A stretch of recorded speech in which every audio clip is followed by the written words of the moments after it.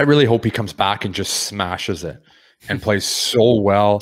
And it's just like when I think of like Joe at the best top of his game when he's playing, like he's so impactful every shift. Like the first, what was it, 20 games in 2019, like he was every single shift. He was the best player. Every single shift, he was dynamite. Like he was so dangerous. And I think when, you know, you throw in the other things and just when he can get back to just playing, I look at the line mates he's going to play with too. Like he's going to play with some good centers there. I don't know where you want to play him. You want to play him on Zooks, whatever you want to do. You know, I'd like to see him with Cole and Zooks. I think that'd be a pretty deadly line.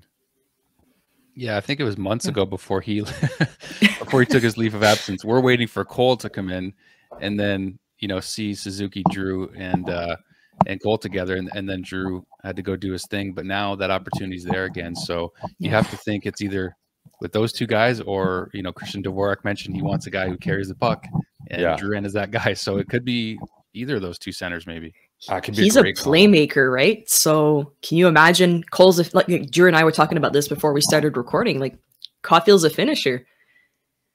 Can you imagine having Drew and even Suzuki as a playmaker for Caulfield, like let's say on the first line? Yeah, that could be a killer first line. That could be a deadly line. And Nick is so good at both ends of the ice. I think it makes up for the fact that you can let Joe and Cole run a little bit. Like let him get creative, let him be offensive. You're going to give up some chances with that line. There's no doubt about it. Sure. But I think Nick is so good. I think you take the positives with the negative on that line. I think they create a lot more than they give up. So I think it would be a dangerous line. I would love to see it. I'm really interested to see the line combos. Yeah, it was good again to hear him say too, like he just wants to have fun again. I mean, like, you know, just to get, he didn't lose his passion for the game and playing with players like this, guys who, you know, Suzuki's, I'd love to see him on the All-Star team one day. Like, you know, just I think he has that potential. But even Joe, like you mentioned, the creativity, right? I mean, he's so creative, and then Nick can be just as creative. Cole's a finisher. So if that line does work out, that's going to be a heck of a lot of fun to watch.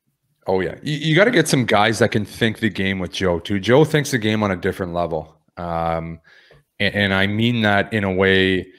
Like he's smarter than a lot of guys the way he plays offensively, but you need some guys that can play with you. We saw it a little bit in the bubble when him and Nick played together and they were dynamite. And Nick, again, his hockey IQ is incredible. And people are always like, wow, what is hockey IQ? What is hockey IQ? And it's just like guys like that just think the game on a different level. Like you just can't put some guys with Joe. The line's 35 steps ahead. You know, like steps ahead.